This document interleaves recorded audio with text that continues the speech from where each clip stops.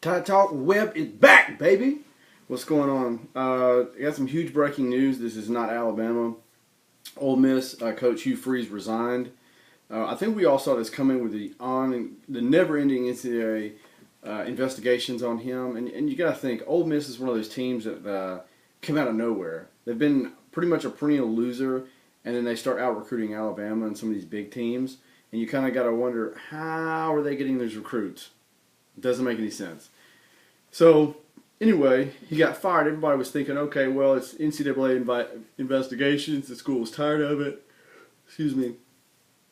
And you kind of wonder, like, oh, man, this is crazy. The interim coach is going to be Matt Luke. Some notes I quickly jotted down about the story. I don't think it was all about NCAA investigations. The guy's always been claimed he's a huge family man, huge Christian. His Twitter is full of Bible verses. In his first interview, I think at Ole Miss, he mentioned his program would be Christ-centered, with Jesus Christ at the center of it. And it was really sad because January 21st, 2016, he tweeted, glad to be in Oxford and see my little girls and be with my wife. But less than 3 hours before that, he called a Florida-based escort on his university-issued cell phone. Bro, you're calling an escort service on your cell phone. Are you kidding me? Like, you could, I'm not saying this is right and you shouldn't do it, but you should have bought a burner phone if you're going to be that dumb. I mean, first of all, you shouldn't be doing that if you have this public persona that you're holier than thou. But let's not cast stones at the guy. We all have issues. We all struggle and fall short of the glory of God. But this is crazy. There's some of these accusations in here. Obviously, they said this phone call led to his resignation on the story in USA Today. Ole Miss discovered a pattern of conduct, and it's really sad. Hugh Freeze seemed like a really nice guy. A lot of kids love playing for him. Yeah. They're basically going to have to hire their version of Mike Shula to get them through, and they're going to be very bad. I'll be surprised if they win more than 5 games this year. It's really, really sad. But anyway, on back to Bama news, finishing up SEC Media Days. Mingo Fitzpatrick and a bunch of Bama players said that small things led to the title loss. Basically, they said the subconscious, there are healthy fears, and when they fade, trouble abounds. Basically, some players offered some insight into what contributed to the national game loss to Clemson. Even before losing to Clemson, the final player of the game, it was clear that something had changed. The game was off. Even Bama fans felt it. Something wasn't right.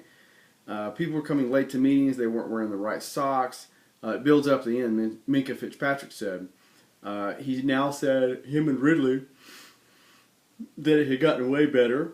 And they said basically not to say our leadership from last year was bad or careless. Ridley said, we lost ourselves in the game. We weren't ourselves. Right now I think we're finding ourselves and we're going to be all right if we just stay the course the way we are right now. In 2014 Media Days, Christian Jones said the leadership got divided when they had their tough season and things got really bad. So it ultimately looks like it's a leadership thing. Sometimes it's some things that went bad. Not to take credit away from Clemson because they're an amazing team. They had a once-in-a-lifetime generation quarterback we played. And it took them to the final, even with some bad leadership, it took them to the final play of the game to even beat us. And if they hadn't hurt Bo Scarborough, we'd probably still win the game. But that's sour grapes. That was pretty neat. Ridley was talking about how they had a couple posters around the dorm showing the score so they can remember that we lost. They had a few posters of the final play of the scoreboard and Hurts getting sacked around the dorm. So they have locker room material that they're constantly looking at that's fueling that healthy fear of competition. Basically, Ridley said if we had a better offense, we probably would have won that game. And that comes down to a lot of leadership, according to what these guys are saying. But we could also see problems too. In the 27 win over Washington, it was sloppy. It was bad. They were just letting all the small things get in the way, and that's the reason they let some of the small things slide later in the year, and it ultimately led up to losses. People coming to meetings late. People have the wrong shoes on. People have the wrong socks on, and everything else. And interesting, everybody remembers the colossal collapse in 2013. And Saban said he basically went back to year one to correct all those problems. He doesn't feel it's that bad now, but he jerked a knot in some people's britches, as they say in the South, and britches to get things cleared away. A small note, there was a story on Alabama's today's Patriots for college football, and basically Sonny Michel from Georgia said he didn't remember a time when Alabama was good. He's old enough to, but he says he doesn't remember that, and basically said they were the benchmark. A whole generation of players coming up. Excuse me, it's like 4 in the morning here. Basically don't remember Alabama being bad. They don't remember Mike Price. They never coached a game. They don't remember Mike Shula. They don't remember Mike DeBose. They don't remember the trifecta of Mikes that we had. They were horrible. They don't remember any of those things. It's just kind of funny. All they remember is the SEC championships, Saban getting there. I mean, if you remember, it's been, 10 years ago since Saban got here. So he's been really good. Ever since LSU receiver DJ Clark's been following football, he said Alabama's been amazing.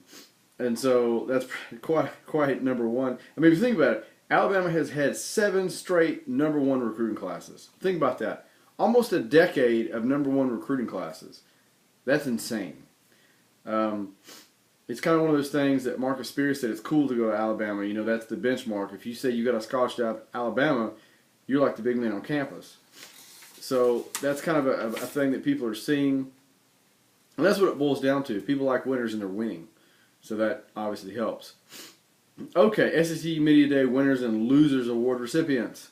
Winners, the fans. We always win. If you're an SEC fan, you love SEC Media Days. It's great. Kind of miss Spurrier being there, but we had some other guys that had some great things. Best dressed is Darius Geis from LSU.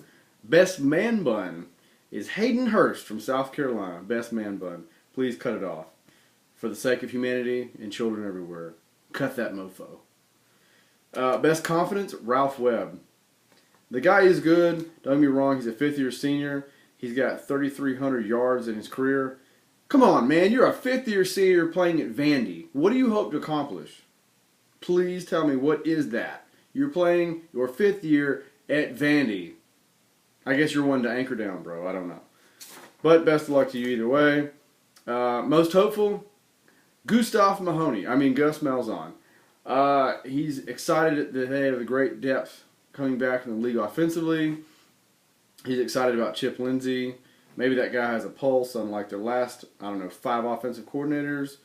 He claims he's a quarterback guru. They said they have quality depth at quarterback. You have one good transfer. The rest of your quarterbacks ain't worth a hill of shit. They are horrible. Please, let your starter go down and let's see how good your depth is, Gus. Please. Don't peddle that shit show here, bud. 12 years since he says that they have the best depth in the last 12 years since he's seen Auburn. They're hungry. The last time he felt this way was in 2013.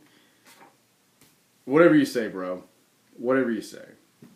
I don't expect anything great from you guys. I think you'll win maybe 9 games. But hey, you do you, bro. You do you, bro. Best answers, Brett Bielema. Coach 2 years ago describes the win against Texas as borderline erotic.